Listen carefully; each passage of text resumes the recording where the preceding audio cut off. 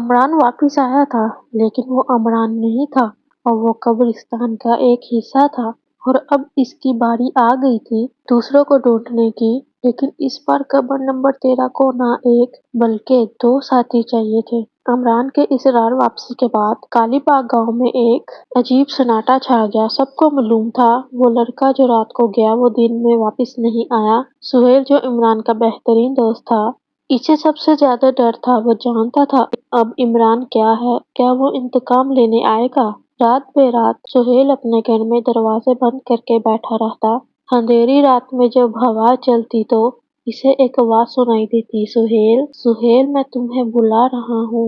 ये इमरान की आवाज थी, लेकिन ऐसी इमरान की आवाज नहीं जो वो जानता था। ये आवाज खाली थी, बेरूह थी, जैसे कोई दूसरा इसका इस्तेमाल कर रहा हो।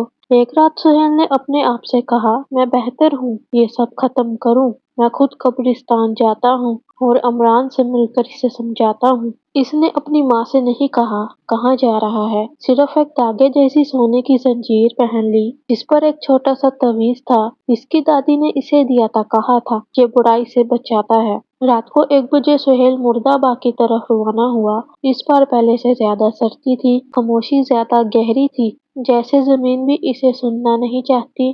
कब्रिस्तान के दरवाजे पर इसे एक ऐसा आदमी खड़ा नजर आया। जब वो करीब गया तो इसका दिल रुक गया। ये इमरान था, बिल्कुल इमरान, लेकिन नहीं, इसकी अच्छाइयाँ खत्म हो चुकी थी। इसके चेहरे पर कोई तब्दीली नहीं थी, लेकिन इसकी आंखों में एक साया था, जैसे 2 रूहें एक ही जिस्म में रह रही हूँ। आ गए सुहेल, इमरान बोला, लेकिन ये इमरान की आवाज नहीं थी। ये 2 आवाजें थी एक दूसरे के ऊपर। सुहेल पीछे हटा। इमरान तुम ठीक हो, वापस घर चलें? इमरान हंसा, एक खौफनाक हंसी जो कब्रिस्तान में गूंजी।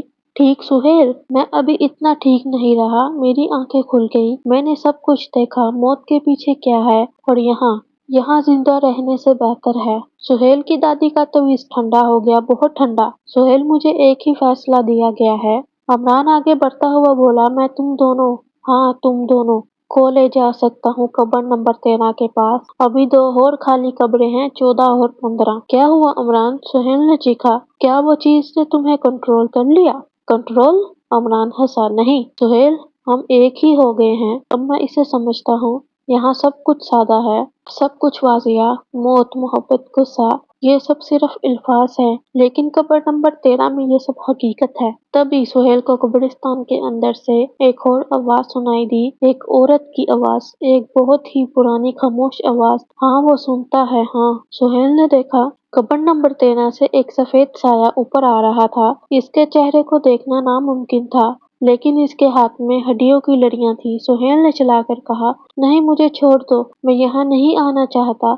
लेकिन अब इमरान और वो सफेद साया दोनों ने उसे घेर लिया। सुहेल ने अपने तवीज को सख्त पकड़ा और भागने की कोशिश की, लेकिन हर जगह हर कदम पर इसे कब्रें नजर आ रही थी और हर कब्र से एक साया निकल रहा था, 13 13 13। सब एक ही बात दोहरा रहे थे। सुहेल अंधेरे में भाग रहा था, इसकी टॉर्च गिर गई, इसकी सांसें टूट रही थी और पीछे से इमरान की आवाज आ रही थी, रुको सुहेल रुको, कब्र नंबर 14 तुम्हारे लिए तैयार है।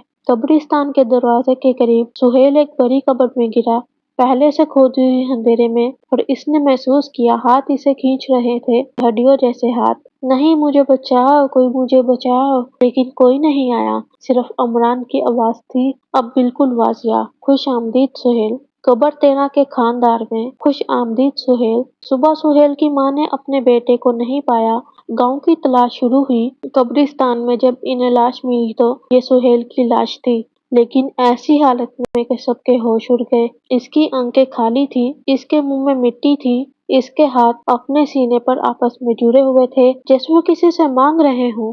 और सबसे खौफनाक बात, कब्रिस्तान में एक नया संग सफेद लगाया गया था, कब्र नंबर 14 सुहेल। लेकिन यहाँ कहानी खत्म नहीं होती। अगली रात जब इमरान की माँ अपने घर में थी तो इसे एक आवाज सुनाई दी बाहर से, माँ मैं आ गया, अब मैं हमेशा के लिए घर आ गया, खिड़की खोल दो। इमरान की माँ को मालूम है अब इसका बेटा कभी वापस नहीं आएगा, सिर्फ इसके इसरार वापस आएगा। और हर रात जब शाम होती है तो गांव में एक ख्याल फैल जाता है, कब्र 15 कौन होगा, या अब वो चीज जो इन्हें इस्तेमाल कर रही है, हमेशा तीसरे को ढूंढ रहे हैं। और रात को जब हवा चलती है तो तुमने शायद एक आवाज सुनी होगी, दो आवाजें एक दूसरे के साथ, तुम्हें हमारी जरूरत है, हाँ तुम्हें हमारी जरूरत है। अब कबर 13, 14 और 15 तीनों भरे हुए हैं, लेकिन सुनो, हर कब्रिस्तान में सिर्फ 15 नंबर नहीं होते। अगर तुम्हारे गांव में भी एक ऐसा पुराना कब्रिस्तान है तो शायद वहाँ भी एक कब्र नंबर 13 है और शायद वहाँ भी कोई सो रहा है हमेशा जागते हुए। तो अगली बार जब तुम्हें अपने नाम की आवाज सुनाई दे, समझ जाना तुम्हारी कब्र भी तैयार हो रही है। अब तक 2 लड़के कब्र 13 के पास हो चुके हैं, 2 रूहें एक शैतान के साथ जुड़ चुकी हैं, लेकिन कब्र 15 अभी खाली थी और जब तीसरा आया तो सब कुछ बदल गया। कब्रिस्तान का हकीकी राज सामने आने वाला था, वो राज जो बरसों से मुर्दा बाग में दफन था। अगर ये कहानी आपके दिल को छू गई हो तो वीडियो को लाइक जरूर करें। ऐसी ही मजीद दिलचस्प कहानियों के लिए चैनल पर विजिट करें और सब्सक्राइब करना ना भूलें। अगली वीडियो तक के लिए अल्लाह हाफिज।